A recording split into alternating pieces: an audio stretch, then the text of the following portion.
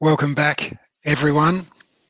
Fantastic to have you join us. Fantastic opening presentation from Jim Garvin of NASA Goddard on their Da Vinci mission. Wonderful that Jim was able to be with us today and share that information. Our next session is the town hall for the Aurora Space Cluster, and will feature several of the space startups who are Aurora members. Some of you will be aware the establishment of the Aurora Space Cluster was a commitment of SmartSat that we'd made as part of our application to the CRC program. Effectively, we're a two-company structure with SmartSat CRC Limited established to run and operate the CRC, and we've established the Aurora Space Cluster as a wholly owned subsidiary to allow us to engage and support the many space startups in the Australian ecosystem. Our vision for Aurora was to create an organisation that not only drew together the many space startup companies and allow them to participate and come together as a single voice in SmartSat, but to create an environment where they could be supported to grow their business, their products, their services and networks, very much like we're doing with the bigger companies in SmartSat. We encourage all our participants to take this opportunity to hear more about Aurora and how they can get involved either as a startup, large organisation or research institutions and help the members. I'll take the opportunity to briefly introduce Tim Parsons, who is chair of the Aurora Space Cluster Board and will chair this session. Many of you will be familiar and know Tim well, as well as his chair role with Aurora and his other role with us in SmartSat and coordinating the New South Wales node of SmartSat. Tim spends his time as chair of the board of the Space Industry Association of Australia. He is entrepreneur in residence at the National Space Startup Hub in Sydney. He's an advisor to the Australian Centre for Space Engineering Research at UNSW. And is the Australian Representative Director of Global Space Intelligence Group Euroconsult. Tim has a passion and unwavering enthusiasm for all things space. Tim, it's great to have you join us today, again from Sydney. I'll hand over to you for this next session. Thanks, Tim. Thank you so much, Andrew. It's such a pleasure to be here today. Still, emerging out of lockdowns, emerging out of this COVID period, and doing so in a new technology format. Welcome to my closet where I work for much of the last couple of years, much like yourself, I'm sure. Today we have a very exciting showcase of some of the leaders in Australia's new space economy. We, in Aurora, we believe very strongly that we need to lift up opportunities for small and younger companies, that these are going to become the powerhouse for jobs growth, and that also we're going to need to create a whole ecosystem around these companies of larger companies and larger supporters to help lift their technical readiness level, to help lift their attractiveness to investors, and also to get them to that commercial scale. We're really building an entire supply chain here in Australia, and we're ambitious, we're hungry, we're impatient. We want to get going. And so today, we'd very much like to give you a flavour for that. We have a program of presentations, video presentations coming up, featuring companies that are at the forefront of technology and innovation, AI Craft, Amentum Aerospace, CyberOps, Extraterrestrial Power, HEO Robotics, and Jarman Enterprise Space coming up in our first session. Then we're going to switch to our first major Aurora project, our distributed flat sat with Dr. Andrew Barton and Dr. Junwan Chung at UNSW to discuss that project. Very exciting first rung on the ladder into space to help companies lift technical readiness level. Then we're going to be hearing from some of our supporting members, mentors, gurus in defense, in antenna technology, in early stage investment, in ecosystem building, and have a discussion about what they're doing within the Aurora rubric to create pathways for our member companies. The second set of member presentations will follow that. Aurora Systems, Raytracer, hi guys, Regrow Ag, Space Machines Company, and Spiral Blue. Very exciting names, folks who are already hitting headlines in the news, who are winning grants, who are getting kudos for their learning mindset, their ideas about how to build Australia's space ecosystem together, and also the cool stuff that they're doing and showcasing. We're going to have in the session also there's a live poll that's going to follow at the end of the session, so you'll have a chance to answer a couple of questions at least and give us your thoughts. During the session, if you'd like to ask a question of one of the teams or based on the presentation, please drop your question into the live Q&A. You'll see a button in the interface here where you can put that question. And there's also a discussion forum tab where you can also discuss, provide comments and so forth. What we're keen to do, we haven't got a lot of time today together, but what we're keen to do is to see if we can take the ideas, the questions that might raise for you in the presentations that we've got for you today, and translate those into real opportunities for our member companies. And perhaps you'd like to become a member company too at some point, which you can do. You can start that process by visiting the Aurora website at Aurora Space Cluster.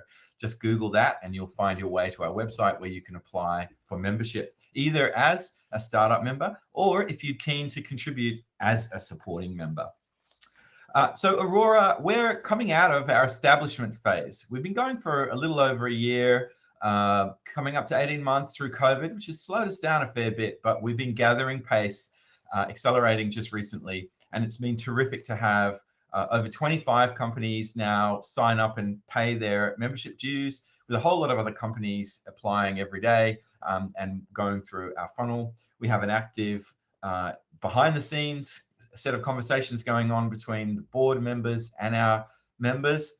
And we're going to increase that over the next 12 months with lots of in-person events in every state in Australia, a number of webinars, and also giving folks access to the larger SmartSat project programs and other leading organizations around Australia. So without much further ado, I think it's important that we do what you do in startup land, which is let's start hearing some of our company presentations. So we're going to start off with AI Craft, who are going to present, and Tony, your video, we're going to play that now. If you have any questions, as I say, remember, drop them in the live Q&A. If we can answer them during this session, that's terrific. If we can't, we will take those under advisement and get back to you.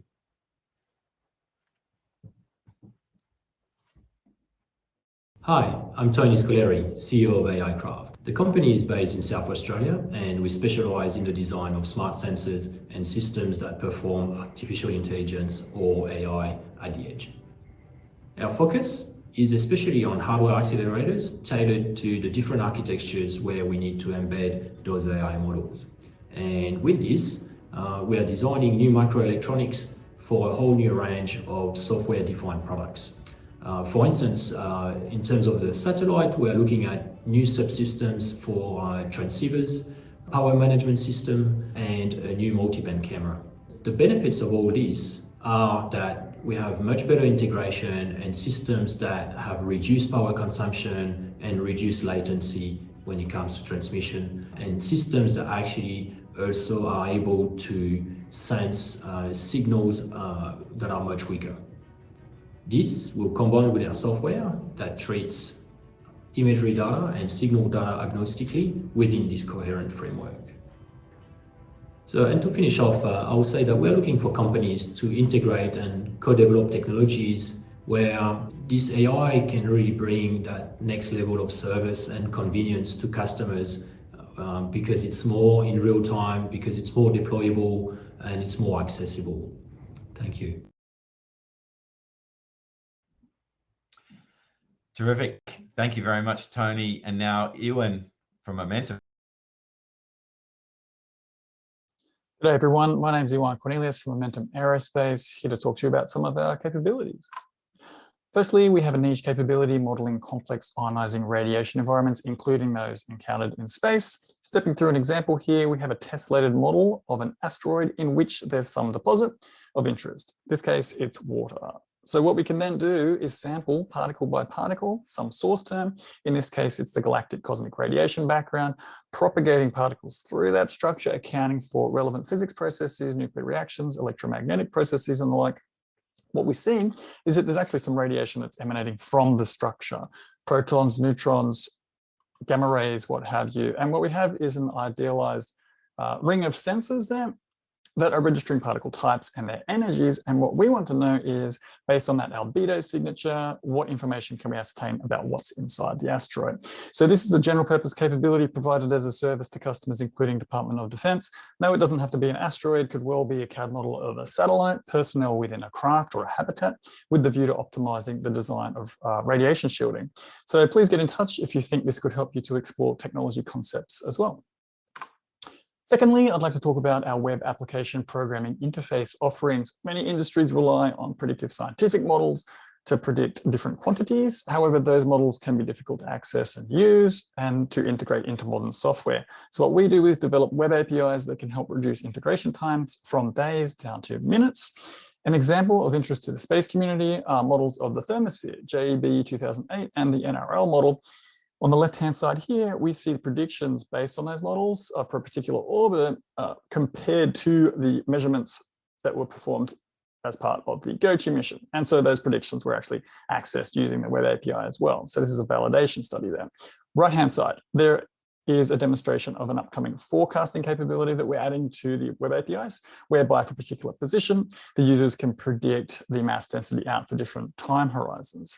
So if you know any software developers who need to access these models or space radiation models, please send them to the website. There's a self-service portal there and they can get started.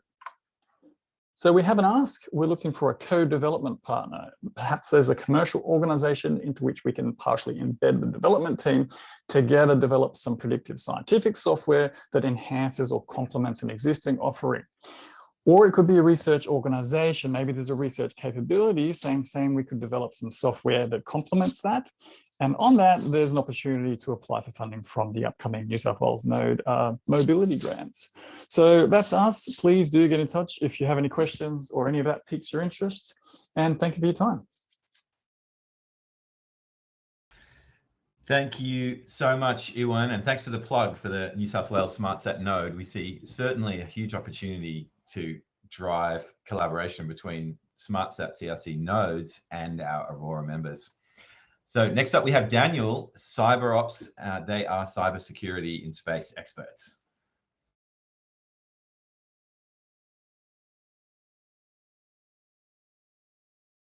Daniel Floriani here. I'm a co-founder of CyberOps. It's great to be part of the SmartSat CRC conference.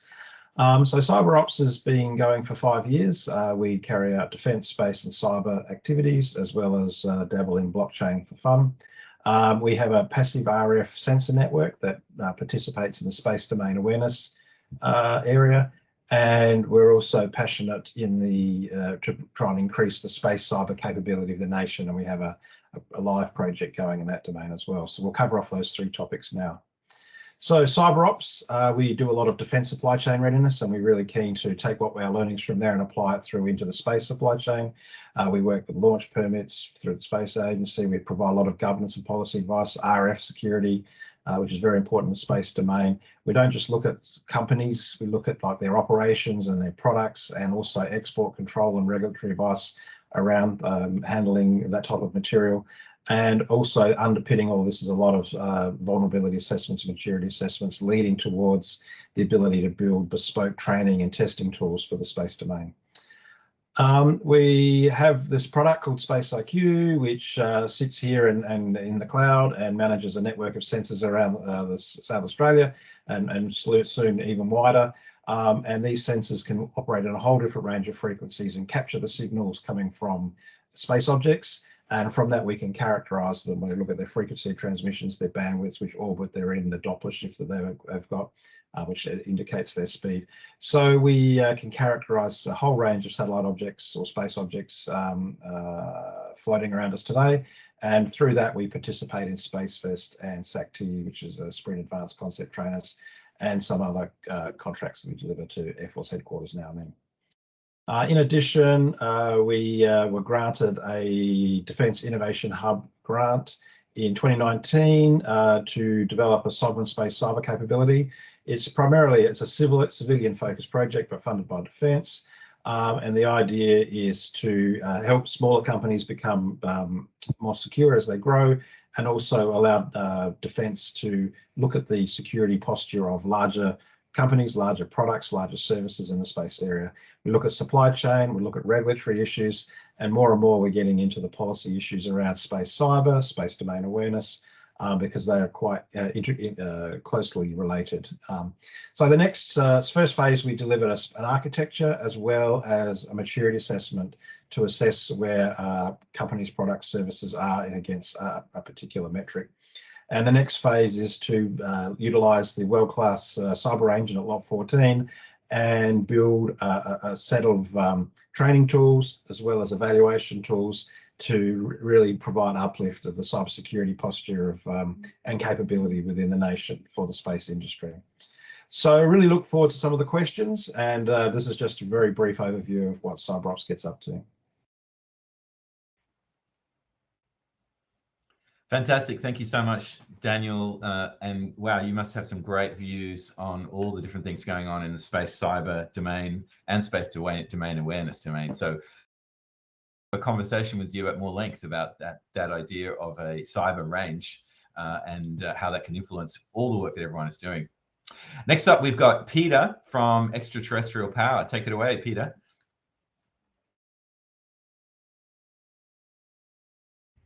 Thank you for giving me the opportunity to introduce Extraterrestrial Power and myself. I'm Peter Todd, and together with Professor Gavin Conybeare from the University of New South Wales, we've co-founded Extraterrestrial Power to help humanity settle in space by providing affordable power to all space industry participants. The increasing amount of satellites in space and future spacecraft on the moon will require an increasing amount of power. Estimates put it around 100 times more by 2030. That power is almost exclusively provided by solar cells today. The challenge to the space industry is that the current space solar cell providers won't be able to keep up, neither in volume due to structural limitation, nor regarding the expectations of decreasing their prices, which have only increased in the last decades, currently starting at $250 a watt. To put this into perspective, that is about 1,000 times more expensive than terrestrial cells. To solve the space industry's needs, Extraterrestrial Power is developing a special, radiation-hardened, however, silicon-based solar cells, resulting in a product that is 10 times cheaper than the current space solar cells, while possessing good efficiency and can be produced in high volume.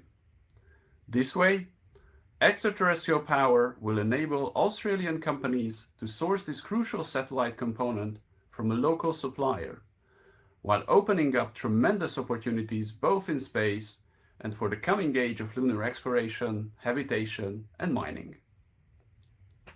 Extraterrestrial Power had gathered substantial interest from various parties around the world, while also very fortunate to have been awarded one of the first grants by the New South Wales node of SmartSat CRC, together with the University of New South Wales, to accomplish our goals.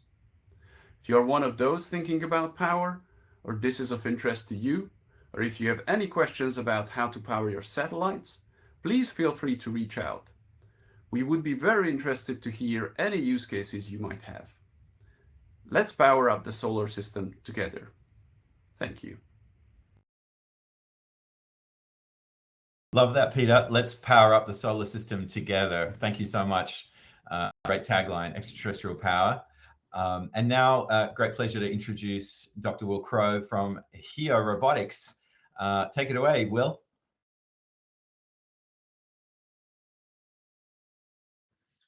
Hi, I'm William Crowe. I'm CEO and co-founder of High Earth Orbit Robotics, or Robotics for short. And what we do is we help governments and satellite operators and defense as well to visually monitor satellites and other space objects. And the reason that this is important is that the number of satellites is almost doubling every year currently. And it's not just SpaceX launching Starlink as well. There's heaps of companies launching more satellites than ever before. And we have an opportunity at Robotics. So we do things a little bit differently to everyone else. We actually have cameras on satellites that are in space currently. And what we do is use them when they're not otherwise being used. We use them in their downtime to image other spacecraft as they fly reasonably close by at extremely high velocities. Our product is the first one that's available commercially worldwide in our product category. We've been doing what we do since early 2020. And we've got an example of some of our imagery here. This one's taken of the International Space Station, and it was taken from one of the satellites that we operate. And we have 25 satellites that we use today. They're all Earth observation satellites. They're all owned by our suppliers, but then we use them when they're not otherwise in use. The other great thing about our company is that we've been through the Y Combinator Accelerator program, which has spun out other great companies like Airbnb. And we're super grateful to be part of that community and to be able to plug in to the worldwide startup community. So we're not quite a space situational awareness company or an on-orbit servicing company. We're a little bit of both. Other companies do a great job of knowing where space objects are and where they're going to be in the future. And yet other companies are great at maintaining satellites. We're a little bit in between. We don't do either of those, but what we do is really understand first what an object actually is instead of just tracking it and understanding what it might be capable of doing. But also we want to be the first look before someone goes in with a maintenance satellite to maintain a satellite, to maintain that satellite that belongs to a customer. So we really want to be there in the in-between. A little bit about myself. I've got a PhD in astrodynamics. My co-founder, Hironya, has a PhD in robotics. What we'd love to do is talk to people in the Australian ecosystem. We'd love to have our cameras aboard your satellites and give you some great revenue. Thank you. Thank you so much, Will. I would love to be having a chat to you about this Russian anti-satellite test close to the International Space Station. I'm sure all of us are quite fascinated by those global developments right now. So coming up, we have Malcolm Jarman from Jarman Enterprise Space. Take it away, Malcolm.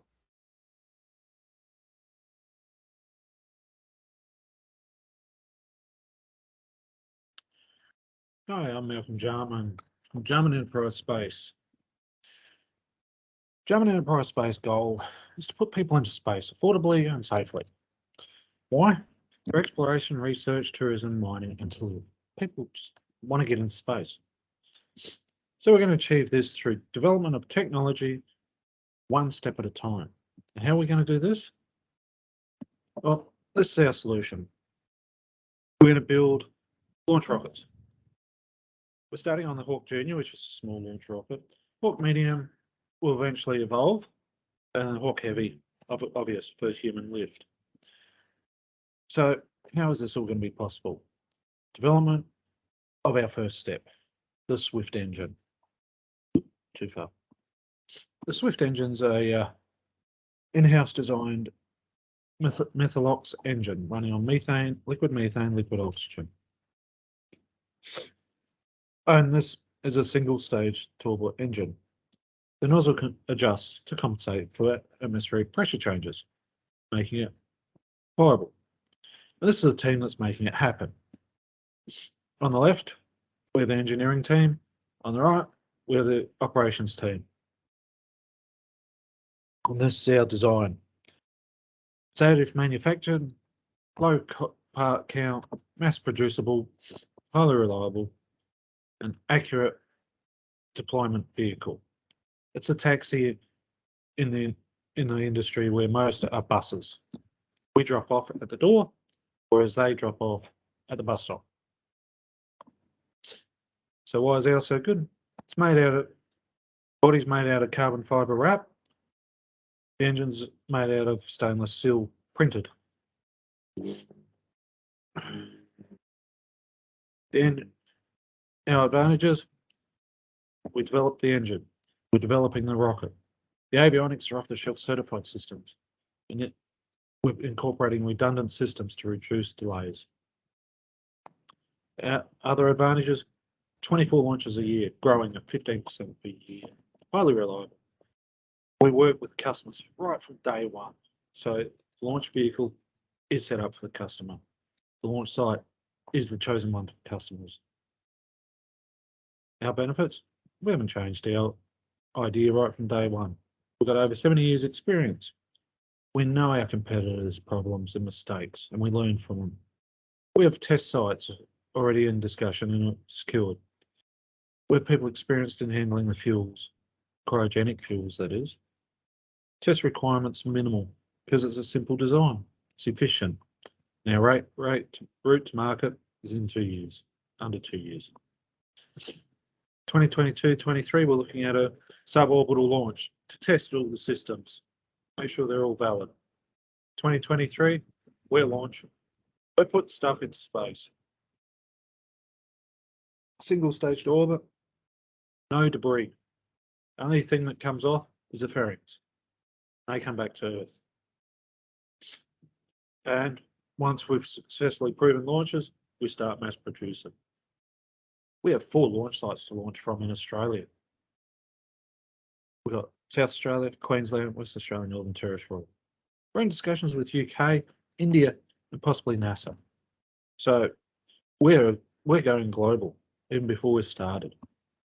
This is where we're looking in Australia, 2 in the up and top end, 2 in the bottom end. Top 2 equatorial launch sites, so we can launch equatorial, polar, solar, you know, we can launch from those sites. The bottom 2 are polar launch sites, so they're only for small payloads. Thank you for your time. I'm Malcolm Jarman from Jarman Enterprise Space, putting people into space one step at a time. Thank you very much, Malcolm. And I know Malcolm also keen for me to mention that they have a new capability that they've just announced, which is specifically to do with launch permit certification and quality, safety, and health assessment, thanks to a new team member that they have. So he's keen for folks to reach out and chat about that. Thank you so much to all of our presenters today. A huge amount of information. We have, of course, the recording of this session that we will share later if you'd like to review. And the many of the presenters, I think almost all of the presenters are here today in our chat session. So if you'd like to ask any questions or discuss during the session, just fire away, folks. Don't be shy.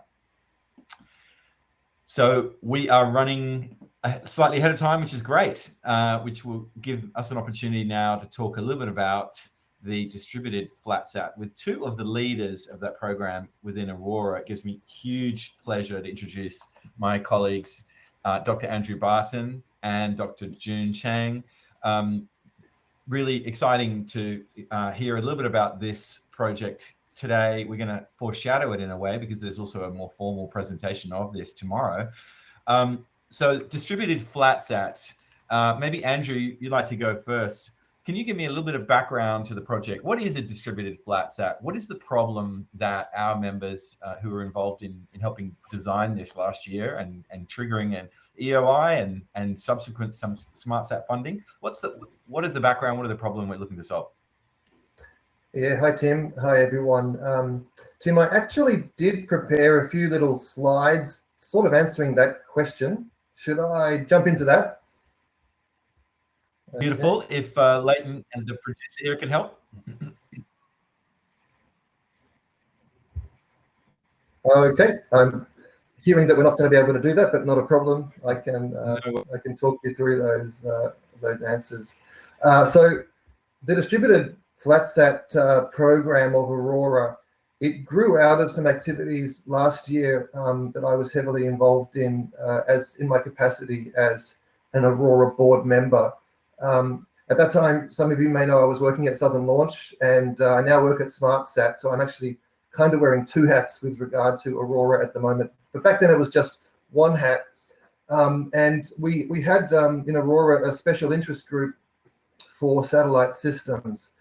And I conducted a survey of some of the early Aurora members, and I asked them, what are your interests in terms of working together, and more particularly standardization type of things. I wouldn't say standardization in the pure sense of let's write a standard document, but how can we more efficiently work together, identifying common kind of interfaces and streamlining our work. And we identified a whole bunch of different possible areas of working together. And in fact, these are pain points of small satellite system developers. At the top of the list were three main categories. One of them was mission assurance and system testing. Another one was avionics, internal electrical connectors, and the comms bus inside the spacecraft. And another top area was the telemetry downlink. There were a whole bunch of other sort of common problems experienced by Aurora members, but really the one around the avionics that I just mentioned became a bit of a focus, and we started to kick around some ideas inside Aurora, and we realized that we can probably do something meaningful there. So thus was born the concept of the distributed FlatSat program. Tim, shall I jump in and talk a little bit more about that now, or did you want to do the background a bit more? Yeah, I think you decide, Barto. So, and a lot of what I'm saying right now kind of originally came from Tim's mouth, so I can't accept all the credit here. But the question that Tim encouraged us to think about was, what if we could accelerate and or lower the costs of pre-flight qualification of small satellites and payloads, and thereby accelerate our Aurora members' ability to gain flight heritage. And so the realization is that a traditional FlatSat, which is an avionics test bed, which is kind of all of the bits of the spacecraft laid out on a table in a lab somewhere, is certainly a good way to test data and electrical interfaces for a spacecraft. But in the modern world, where you've got quite good internet connectivity, we're used to working remotely. We have things like pandemics that make travel and working together harder. And there's always a desire to accelerate the innovation cycle and minimize costs during innovation. Why don't we look at ways to do it remotely, to have a FlatSat that's connected over the internet where the different participants would be in different cities or countries, plugging in their hardware prototypes into a sort of web-hosted version of the overall FlatSat infrastructure. So we started asking the question, how might that look? And in fact, that just opened up even more questions. So in the end, SmartSat decided to run a research project, a phase 1 project, which was to basically map out the opportunities, look at some of the challenges, and start to think about some of the sort of utilization case for how this might expand in the future into maybe it's a service that Aurora delivers to its members, or maybe it's a commercial product that SmartSat and Aurora just kind of spin off. So that project recently kicked off. So June Wang Chong on the screen here today with us is the lead of that project from UNSW in Sydney. And so June is leading the team to investigating all of these preliminary questions around how a distributed FlatSat might be built, what its features would need to be, and in particular, looking at some of the early use cases. So focusing on Aurora members, what are your use cases, but also broader beyond that, so other SmartSat activities and programs like the Carnini mission, AquaWatch or Moritar Seed. How can we, even in the process of serving these Aurora cluster members, also provide services into those larger SmartSat missions, and also engaging our partners on the industry and academia side. So that's kind of the sort of background to it all. Tim, I don't know if you want to have June give a little bit of a preview of tomorrow's presentation. Yeah, Barto, look, I think that'd be great. I mean, I think you've done an incredible job leading the project, getting it up and getting it through, and your knowledge and experience around spacecraft standards and the fact that actually there's a lot to be done If we're ever going to get to a plug and play position with small satellites, we're going to need to do this kind of foundational work. And we're very keen. It could even be an open source kind of license could come out of this in some way. And we're keen to have sort of global impact. June, I'd love to find out from you, before you go into more depth, I'd love to get the sort of top 3 learnings so far from the consultation that we've done, gathering requirements from the first people that responded to our EOI, our expression of interest. What comes top of mind? I didn't prepare this question, by the way. Apologies, I'm throwing you in the deep end. That's all right. Look, I think one of the main things that came out of, by the way, majority of the EOI respondents are early space startups. And then we've also intentionally engaged some of the bus providers. And the common thread is, one, early space startups, they have a chicken and egg problem. So they need to find the next funding, and they need to prove that their hardware works. But they probably don't have enough money to get the full flat set purchase. So they have neither, and it's very difficult for them. So if they have avionics that can somehow prove that their payload is working really well, that brings them to another level. And that has been, especially with COVID, very difficult. So, and then from the bus provider side, it's actually very difficult to share their bus. Some of them are expensive. Some of them are just hosted inside the buildings. Some of them big. So there's a lot of reasons for bus providers to say until we get a certain amount of engagement, that's we can actually share this with you temporarily. So we at DFS thinks that we can, if we allow that sharing to occur virtually, we're eventually easing that barrier of engagement between bus providers and payloads, and also between payloads and payloads. So that seems to be the main one of the many common threads between them. So we also think that from there on, it doesn't just stay at the hardware level, right? Once you've got your hardware interfaces interconnected, you then start to look at how you want to share your software.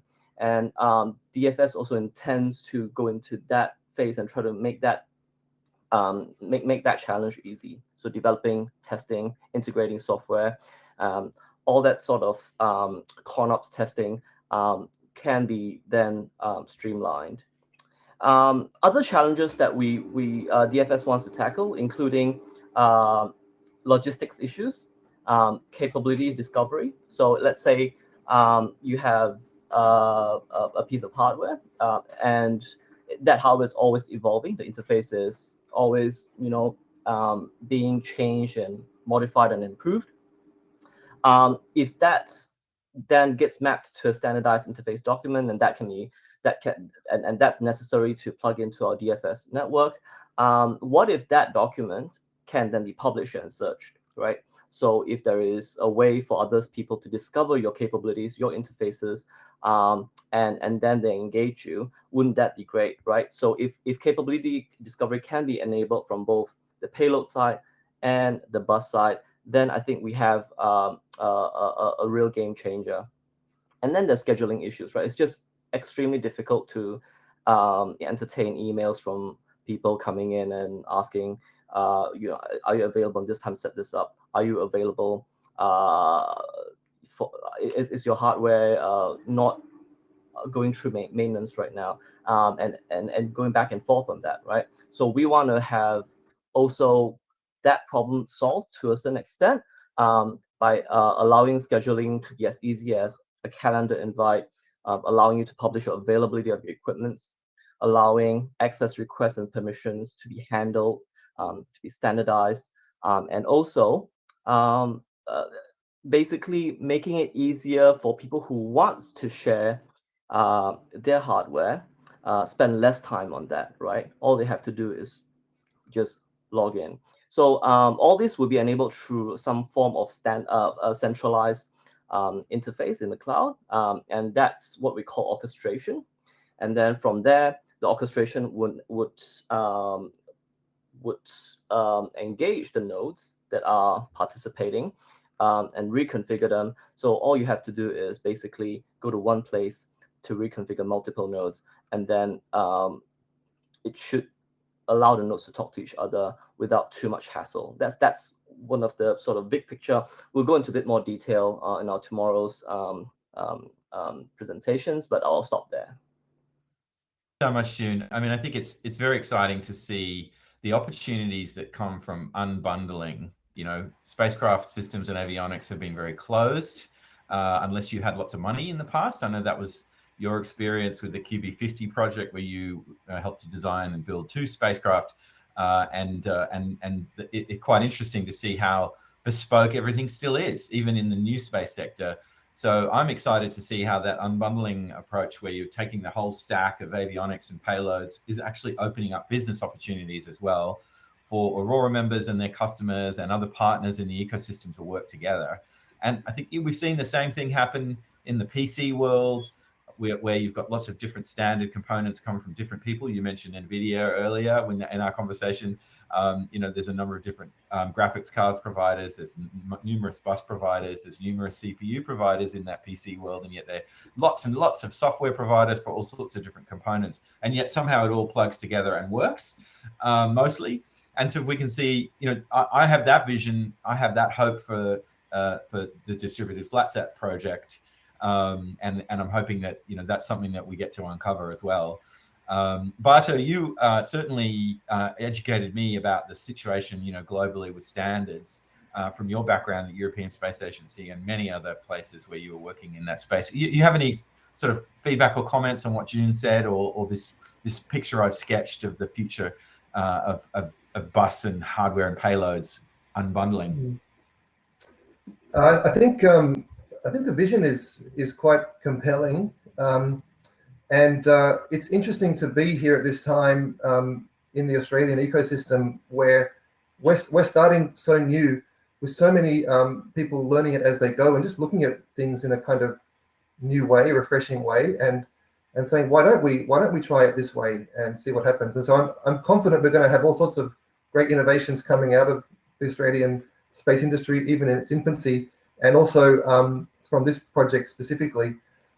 Tim, I would like to comment on one thing that really you briefly mentioned, but it's quite important, is standardization. And one of the overwhelming comments back from our community was that we don't need another standard, but we do need ways to work together better. And so I think that's a really kind of important thing to note. There are so many standards out there already, and they need to be kind of carefully selected and tailored for the specific project. And so certainly a distributed flat-sat infrastructure would allow that. We could use different standards to communicate between the nodes, existing standards. And who knows, some sort of new standard of distributed flat-sat testing and development may emerge through our project, but that's not the emphasis at the moment. So yeah, just wanted to make that clear. I think that's a great point, but I mean, if you look at cloud computing, it's sort of started to look lots of different cloud formations for different applications. And if we can have a similar mindset where it's still very agile or very open and reconfigurable, that orchestration thing you said, June, I think that's very exciting. And we, as I said, we have had a process so far of issuing an EOI within the Aurora and SmartSat rubrics. And I think coming up as we come out of various lockdowns around Australia and as we start doing more in-person events and so forth, I think we're going to reconstitute our special interest group around some of these specific areas, and we're keen for our members to lead those. So that there's certainly going to be opportunities for some of those special interest groups to be led by you, our members and supporting members, and joined by SmartSat CRC partners and others who are keen to get involved. Always trying to make sure that what we do in Aurora creates real commercial opportunity to lift folks' technical readiness level, investment readiness level, commercial readiness level, and leveraging research. So June, you definitely see us spinning out some infrastructure here, right? Some shared infrastructure that we'll get to use in the Australian space ecosystem for some time to come. And you're hosting that in UNSW's Australian Centre for Space Engineering Research facilities. Is that right? Yeah, so in our lab, we actually do have a GOM space stack, and then we do have some thermal vacuum chambers for testing. And one of the main challenges is really, if we want to collaborate with other institutions, how do we perform the logistics of that integration? And without something like DFS, that would be insurmountable. So really, we are trying to solve a problem that we ourselves have. And hopefully this will enable that to solve problems for other people as well. So we envisage for DFS to grow into more of a sharing platform, really, for both software and hardware. And we think that this could also shape the standardization of a payload to bus integration, although I understand from Barto that that's probably not the point. But hopefully, if everyone comes to use the same thing, that is some form of standardization. And when that happens, collaboration could happen more easily. And that would be a very beautiful outcome for us in the Australian case, where most people are resource constrained. If you have $3 million spent on 3 separate missions, and there are a lot of common components in between, it makes sense for each component to be developed by one and used by the other. Right.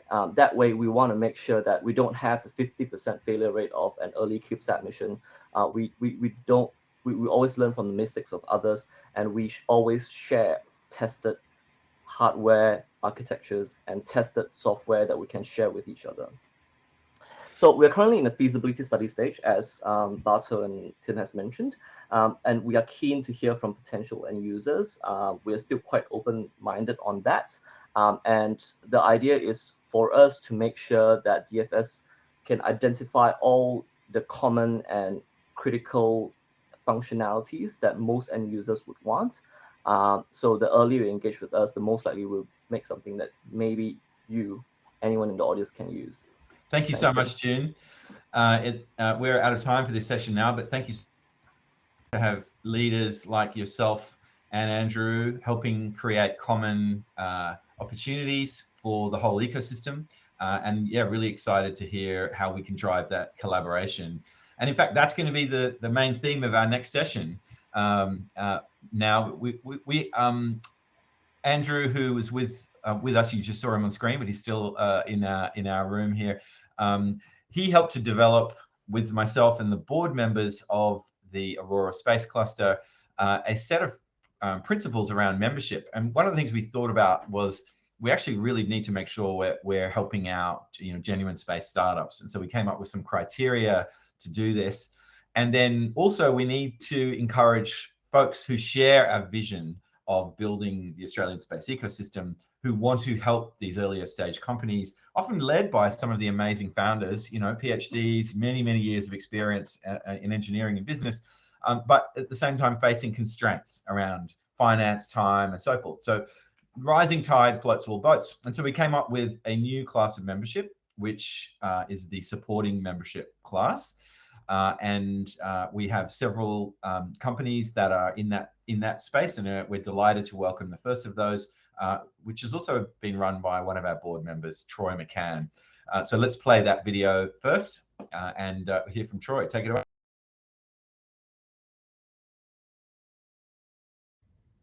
Space is not about rockets or satellites.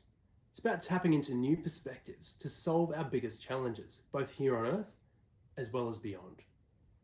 We are living through one of the most exciting times in history, a tipping point, on par with the first time that humans dared to sail into the unknown, crossing the Weber Line to reach the land that we now call Australia. By pushing our limits, humankind learns how to thrive and survive in once remote and even inhospitable locations. If we can grow food on Mars, then we can grow it in the middle of the Sahara. If we can settle 1 million people beyond Earth, then we will have developed cost-effective toilets that will also help the 1 billion or so people stuck living in unsanitary slums. Today, space is how we monitor and understand our environment. It's how our farmers can grow their crops so that you can buy your groceries. And it's how we're developing new medicines that can't be discovered on the ground because of things like gravity. Space is not about creating multiplanetary backups. It's about expanding our global commonwealth. It's about using new perspectives to tackle our biggest challenges. My name is Troy, and I believe that a moonshot is not a journey to the moon. It's a journey to the future. We're an alliance of almost 100 global space pioneers all coming together to grow an ecosystem of incredible startups with remarkable ideas about how we should use space. We provide ladders of opportunity to level up great startups, and we call this a space elevator. It's a series of events, programs, and investment opportunities that systematically matures teams. Our model compounds success by encouraging successful teams to reinvest into new startups while recombining the accumulated skill and experience of teams that didn't make it to the top before into new teams that have a greater chance this time. Through partnerships, we're connecting a global network of space innovation hubs, both physical and online, and we call this Nexus. Our strategy is to create alignment between all the stakeholders to create a rising tide to lift all boats. To build a new industry, we need to do more than just help a few companies though. We're also cultivating talented operators, and they're the amazing people who work within the space sector. We're also creating new channels for investors to inject capital more strategically to ensure that humankind can build an optimistic future, that today is a powerful sci-fi dream about what could be. Now, you might have heard that in 2021, our new fund invested into 5 space startups. Well, we're going bigger and better for 2022. It's going to be the first time that we'll run our entire Space Elevator series all across Australia and in 1 calendar year. That means our bootcamp and ideator programs will help around 250 participants across all states and territories. Our pre-accelerator will see 6 very early teams receive $5,000 Kickstart investments and mentorship. And those are teams that are so early that they might not even have a company yet. We'll also run our flagship Space Accelerator. It's the most premier space accelerator in all of the Southern Hemisphere, offering another 6 startups a full-time place with investments of $75,000 each. We've also started down the path of building a much bigger VC fund because we know that the space ecosystem needs a bigger volume of investments if we want to see its growth supercharged. The Moonshot community is striving to create an innovation ecosystem to accelerate humankind's progress. And we will know that we're on the right track when the first alumni become investing mentors themselves, closing the loop, establishing a critical mechanism for perpetuating amplified progress. If this resonates with you, and you're either a founder, investor, a student, or an operator, then you should introduce yourself right now at chat.moonshotspace.co and help us grow the conversation. Ad Astra. Thank you so much, Troy. It's so great to have you on the board, and you built the most amazing network of mentors and investors. And congratulations as well to Moonshot for winning a federal incubator support grant program, matched funds, which are funds that are going to go towards all those great things that Troy talked about. And I wish you could be here with us today, but it's a fantastic video. So many great ideas, a journey to the future. Gives me great pleasure now to introduce Conrad Pyers, who's going to talk a little bit about the WA space community, some really great milestones, Conrad, that have just been achieved with the Binar 1 spacecraft launch on top of the Aurora Center. Tell us a bit more about what's happening back west. Thanks, Tim. So my name's Conrad Pyers, and I'm an Aurora board member as well. So I briefly wanted to discuss opportunity discovery for space startups in the context of Western Australia. So WA is known for its focus on resources. However, a recent state government report has recognised space as a priority area, and there's much happening here. The state government's recent $100 million new infrastructure fund has a number of international space companies looking to move here. And then there's ASDAF, the Australian Space Data Analysis Facility. There's Spark, the Space Automation, Artificial Intelligence and Robotics Control Complex. There's the Australian Automation and Robotics Precinct just outside of Perth. There's a collaboration between Woodside and NASA on remote operations and robotics. And there's AROSE, as Tim mentioned, the Australian Remote Operations for Space and Earth, which also acts as a bridge between space and the broader industry. There's a focus on communications via Earth orbit and deep space, with organizations like NASA, ESA, Swedish Space Corporation, and Fugro. The University of Western Australia is researching laser communications and optical ground stations with an aim to commercialisation. There's ICRA, the International Centre for Radio Astronomy Research, and the Square Kilometre Array, along with its Pawsey Supercomputing Centre. And there's the Curtin Binnar space program that recently launched a satellite into orbit and made contact with it, and its industries links. There's Space Surveillance Radar for space situational awareness, with the second radar called the WA Space Radar to be built by Leo Labs. There's even a public high school supported by state government and industry developing a space science education centre with a simulated Mars lunar surface and mission control. Now, all of this means there are plenty of opportunities for new space startups looking for a particular area to work in, or existing space startups looking to validate their solutions and looking for customers. So let's consider remote operations, for example. Expertise is needed in sensing and sensors, communications, integrated operation centres, and end effectors like robots or autonomous vehicles, as well as organisational support and support for standards and regulations. For remote operations and many other areas, safety, productivity, and sustainability are key focuses and, of course, areas of opportunity. So now let's consider Western Australia. There's agriculture, defence, energy, healthcare, such as telehealth, manufacturing, mining, education, and research. There's a vast coastline and large ocean. There's a focus on the Indo-Pacific region, including Southeast Asia, where access to Earth observation and IoT are needed. All of these are supported by space and space-related technologies and services. So to summarise, over here in Western Australia, there are significantly more terrestrial applications for space opportunities to explore as a startup, leading to potentially viable business models and customers. Thanks, Tim. Very much, Conrad. I think world-class is definitely something that our resources industry is really held up globally as leaders, and I think there's a lot of opportunities for folks to collaborate with across Australia. So definitely, Conrad, you're a great example of someone who's opening doors, and you keep us honest back east as well by making sure we keep you connected. Thank you so much. Such a great leader. I'm now delighted to welcome Dr. Christophe Granet from Lyrebird Systems, one of our first supporting members, official supporting members, who's a world expert in antenna development. And Christophe, we had a great conversation. You helped inspire us around the shared values we have of building the startup ecosystem in Australia. Take it away. Yes, good morning, Tim. Good morning, everybody. So I will give you a very short introduction to Lyrebird antenna research.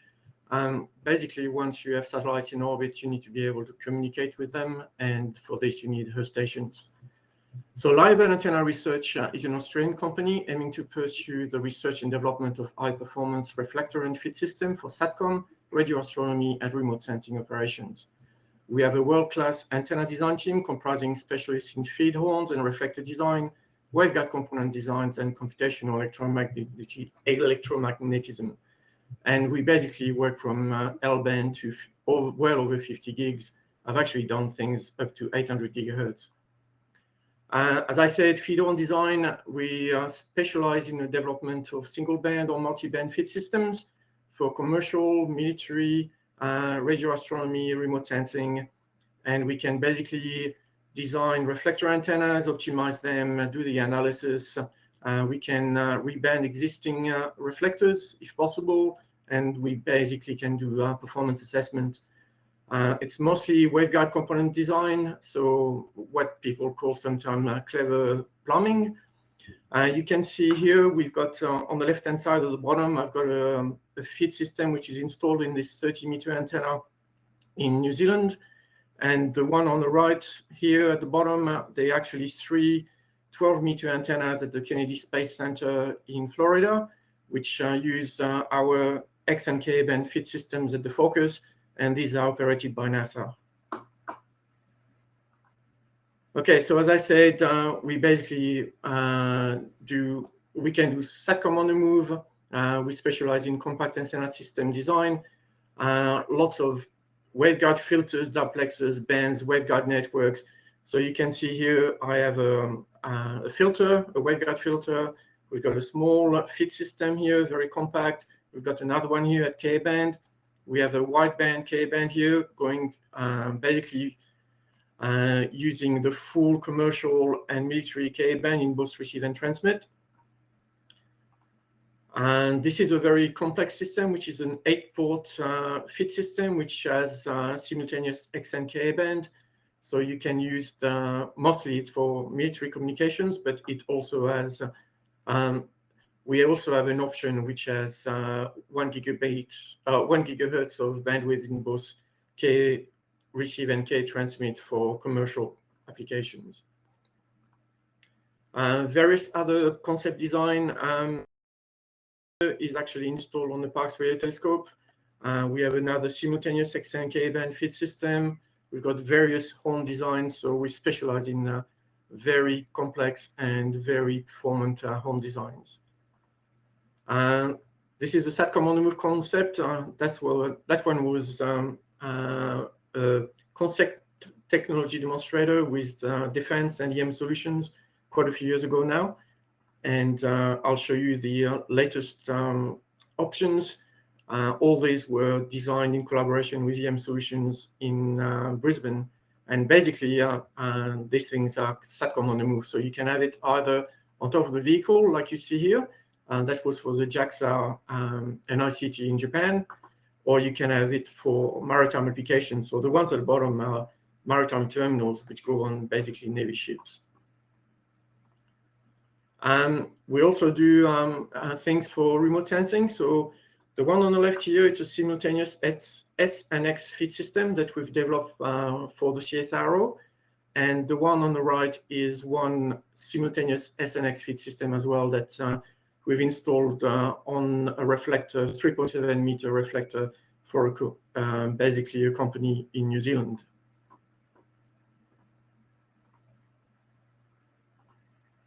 Some of our main customers, we basically work well with small companies as well as universities, as well as big major companies.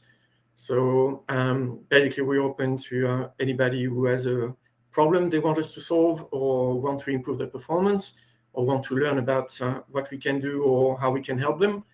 And yeah, if you're interested, just come and talk to us. That's just a very small bio. We basically do mainly R&D for customers. If you have a problem and you don't have a solution, come and talk to us. Or if you want a solution which is made in Australia and you want to have full access of all the results and how it works, then you can come and talk to us. There's a website. Basically, just get in touch with me.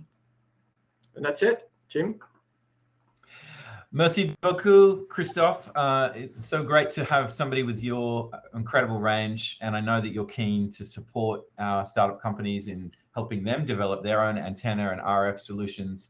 I know that you're someone who's hungry to experience some of the interesting problems and opportunities that our startups are going to present. So, Christophe, thank you so much for being a supporting member. And now I'm delighted to welcome Bradley Watson, from Akela Digital, who's a real veteran in the defense and project management space. Please take it away, Bradley. Thank you very much, and the opportunity to present. So I have two companies to talk about today. Akela Digital, which is a digital transformation company, working with government organisations and into the private sector to help do digital transformation of their organisations and automating. Yes.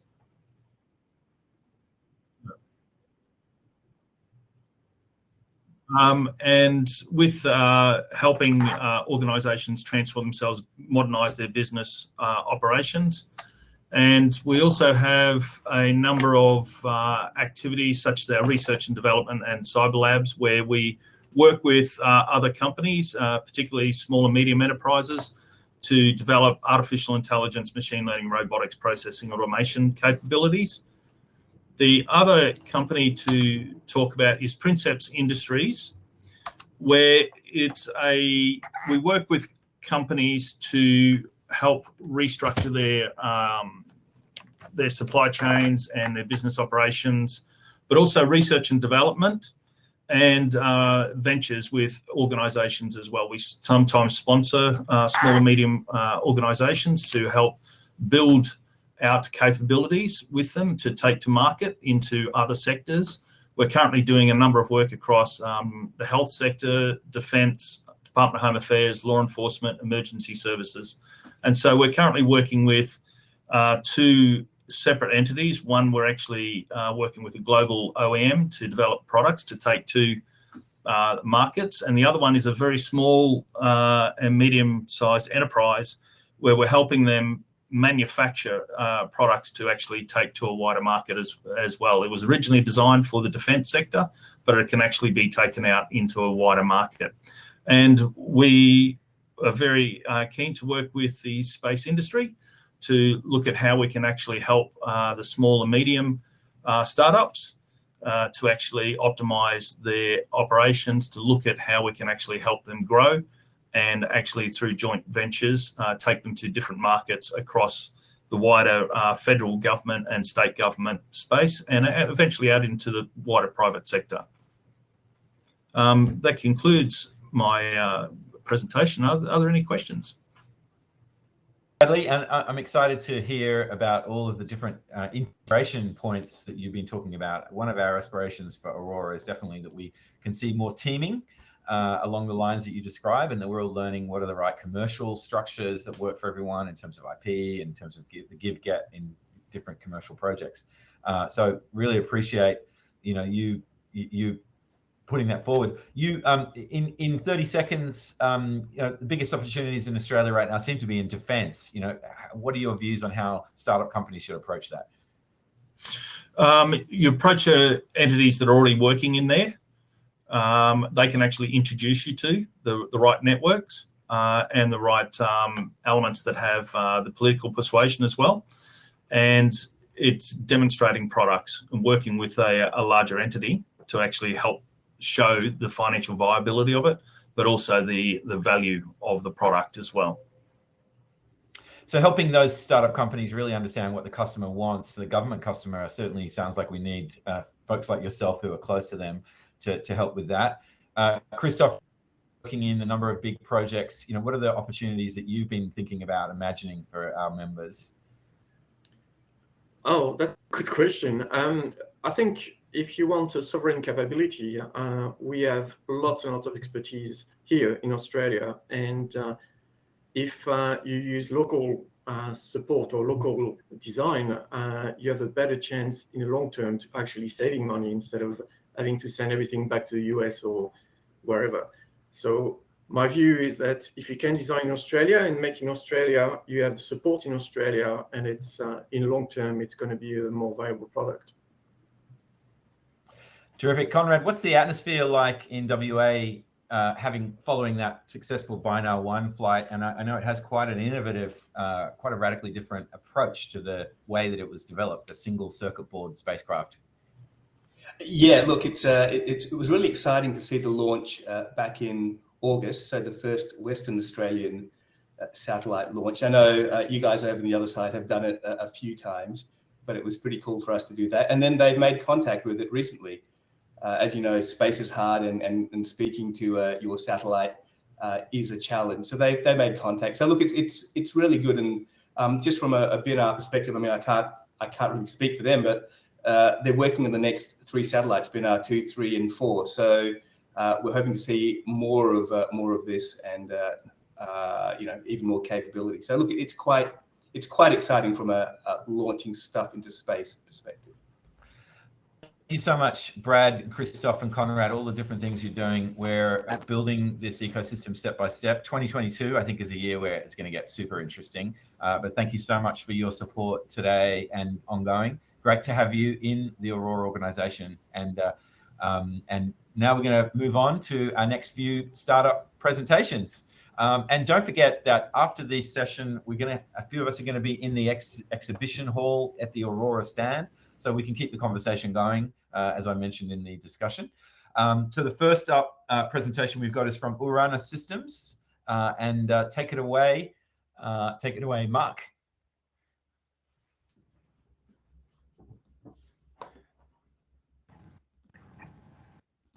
Hello, my name is Dr. Mark Crowe, CEO and co-founder of Aurora Systems.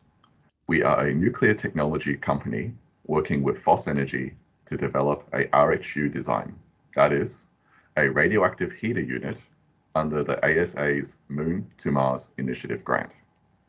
RHUs are important for keeping satellites alive on missions where solar power is scarce, either in the depths of space or in the perpetual darkness of a polar crater.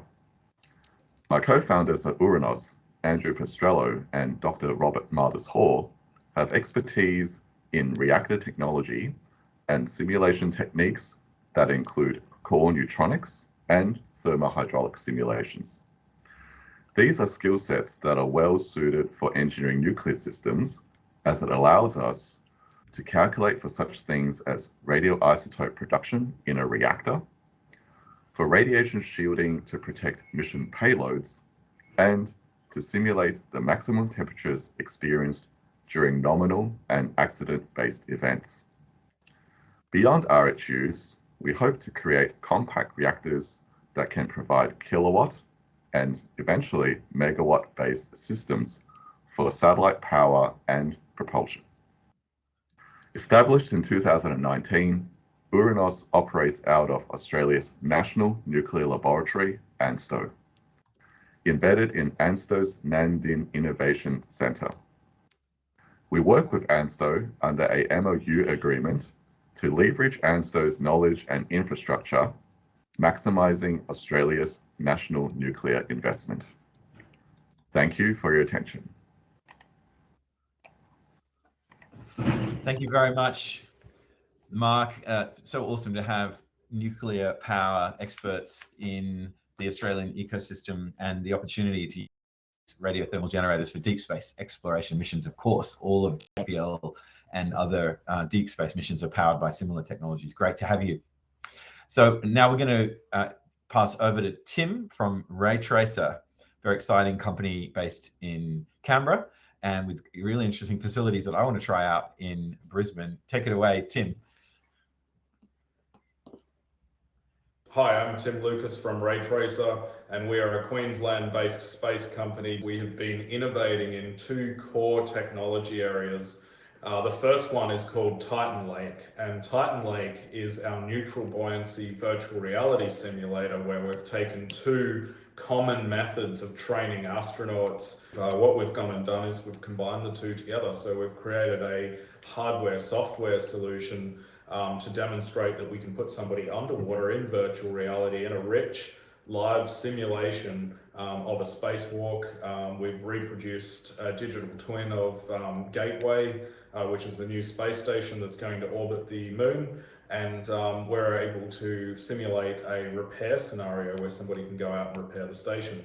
How can we scale this and get subject matter experts into space faster? And that is really what we need to do to tackle the future of work in space. It is very difficult to get people into space. It's a very difficult environment to operate in, and it's not very friendly to humans. So although we can help to close that gap a little bit and make that easier, it is still very hostile.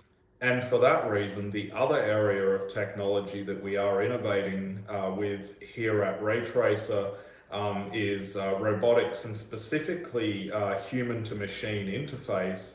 How do we enable humans in space and on Earth to better interact with machines remotely and carry out tasks? What we want to do is look at how we can force multiply. So really what we need to get to is a point where we don't have 20 humans or so supporting one robot up on the moon or Mars.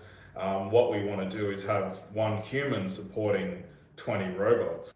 And that's the point where it starts to make sense. And that's the point where it becomes an industry.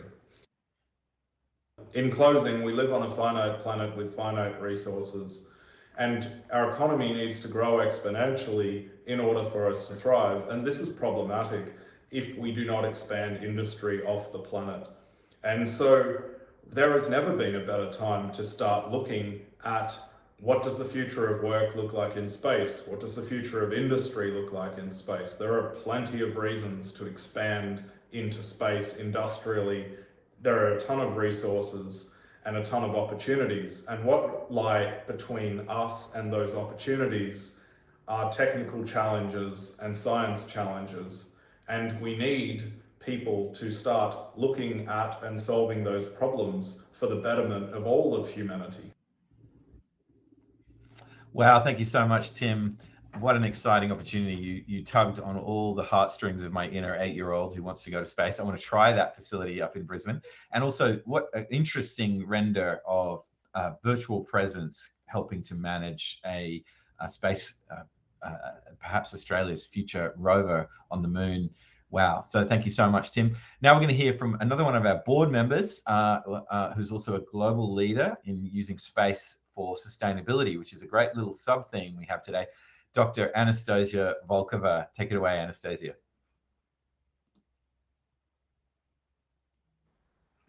Hi, my name is Anastasia Volkova, and I'm the CEO and co-founder of Regrow. Regrow is a company that works in the downstream aspect of Earth observation data and makes it usable, digestible, and useful to agriculture. So we use Earth observation information such as satellite imagery and many on-the-ground information sources, as well as connected devices, to be able to map the state of agriculture, understand where we can change it for better, and all in all, make it more of a solution to climate change rather than a problem. In terms of the Aurora community and our needs, we certainly would like to see government taking up-and-coming scale-up players more seriously, procuring the solutions domestically. There's plenty of challenges and evident commitments that Australia needs to make to the net zero economy, and the amazing solutions that are homegrown that can be used to spearhead these strategies for the entire nation in terms of making the economy greener, as well as improving the food security. So that'll be my suggestion as to where we can, as a community, lobby more for the attention to our businesses as more serious players in the economy. And if we can be of any help to any newer members of the community at Aurora, please reach out. You can find us at regrow.ag. Thank you. Thank you very much, Anastasia, and congratulations again on your terrific Series B raise recently, well over, I think it was 20 million Australian dollars from investors around the world, and showcasing how space is at the core of measuring our mitigation efforts for sustainability for all sorts of industries. So great to have you on our board as well. Thank you. Now, delighted to welcome Raj from Space Machines Company. Take it away, Raj. I want you to imagine that the only two ways of getting to your home in Melbourne from Sydney being a private jet from your location directly to your home, or taking a commercial jet to Melbourne Airport, but carrying your own car with you to drive from airport to your home. Well, that's how satellites get to their final orbits today. I'm Rajat Kulshrestha, and I'm the CEO co-founder of Space Machines Company. We're building orbital transfer vehicles to provide last-mile connectivity in space. Current space transportation infrastructure is inefficient. Although the cost to orbit have reduced significantly in the last few years, the cost to final orbit remains high. There's just not enough options for these rideshare services globally, which means delays in schedule. And thirdly, the customers have to really organize their own missions and adapt to design and development processes that suit launchers' requirements. This causes increased costs. We believe cost-effective, safe, and reliable transportation services have transformed terrestrial logistics. Each development's led to new markets and given rise to opportunities and accelerated economic growth. We believe space transportation is next. There are several trends that are driving this. Firstly, cost to launch mass into space has come down significantly, whilst average cost and size of weight of satellite has gone down as well. the number of satellites launched into space have grown exponentially, whilst increased investment by governments across building space capability. To address the current inefficiencies in space transportation infrastructure, we are developing Optimus. Through a spacecraft bus that has been designed from ground up to support a diverse range of mission profiles, modular electrical and mechanical interfaces, and innovative in-space propulsion configuration, we're helping customers solve their existing space logistics problems. We're helping deliver the hub and spoke model that's worked very well for terrestrial logistics for space. A large rocket carries our transfer vehicle with customer satellites to initial orbit, where then Optimus separates and then powers its propulsion to deliver the customer satellites into their final orbits, then either deorbiting or refueling for further satellite customers.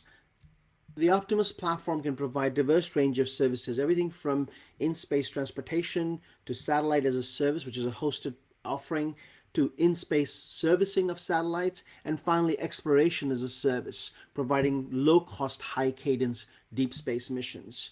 We would love to partner with you to help us build the future of space transportation. Thank you. The major thread of the next decade is going to be massive constellations of small satellites, and they're going to need to be positioned in all sorts of ways. So exciting to have a company like Space Machines. Good luck with the big seed round you're currently raising, Rajat. We're thrilled to have you in our ecosystem, straddling both the Sydney ecosystems and South Australian ecosystems currently. Let's see where they also stretch to next. Now to another one of our leaders in the ecosystem, Taufik from Spiral Blue. Take it away, Taufik.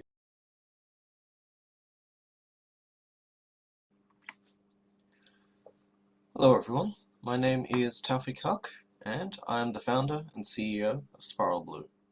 At Spiral Blue, we are committed to providing governments, defense and companies the right information at the right time with Earth observation.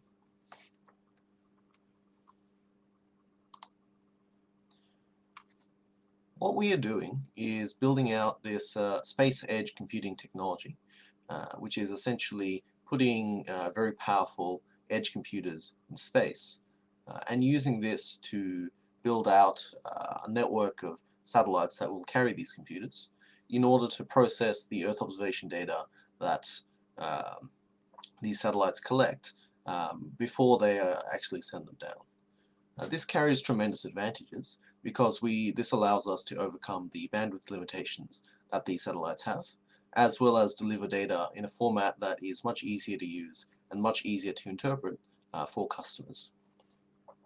As a result of this, we believe we'll be able to offer significant savings on costs, lead times, as well as making this data easier to access. Here's how it works. Our platform to access space edge computers, which we call Space Edge Services. Initially, the customer selects where and when they would like to get their images. They select which apps to process images with, and if they don't see apps that they can use, they can actually upload their own apps. And from there, we carry out the processing in orbit, grab the images, do the processing, and make the data available through either GUI or API as needed for the customer.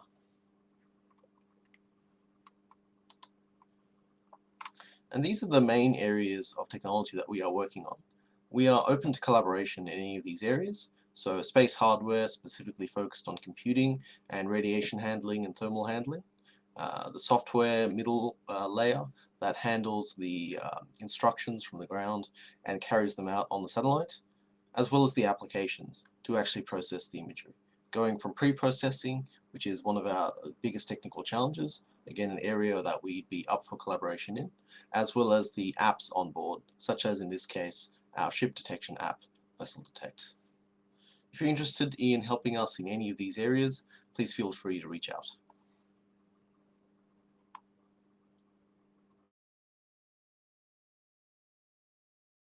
Thank you. How appropriate that you, such a great company, such a great young company, yet doing things in space today, and working on a number of space flight missions coming up for customers. So that's what we've got for you today, folks. We've tried to give you an overview of our member companies, of what a whole range of different space startups look like, also our supporting members and networks, and entree into investors, and seeing with our distributed FlatSat project how we're leveraging the research capability that we have within the SmartSat family to create shared infrastructure to help build that ladder that Troy described of technical readiness level, investment readiness level, commercial readiness level for our companies. Andrew, how did we do?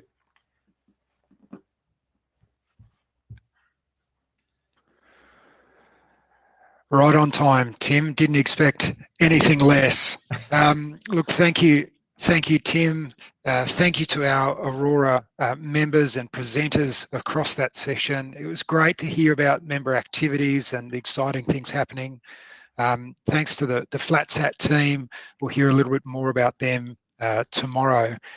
Just a reminder that Tim will be at the Aurora booth during lunch. If you have any questions about Aurora, feel free to log in and catch up with Tim. Let me say we've had a great start to the conference, fantastic attendance. Heard this morning about the exciting things of the Da Vinci mission. A number of now the presenters of the emerging startup companies that we've got. Our next session after lunch, we'll hear about the next generation of space leaders and entrepreneurs, and we'll showcase the research projects of some of our SmartSat PhD students. We'll look to have a break now for about 30 minutes. Check the session details back in the main auditorium for your local times. Let me extend a thank you to all the presenters this morning, both the chairs, the producer Leighton, just for that session, fantastic for your logistics and coordination, the team working behind the scenes here to keep the messaging and the presentations going. So that's it from me and this first session. We look forward to seeing you all back in about half an hour. Thanks very much.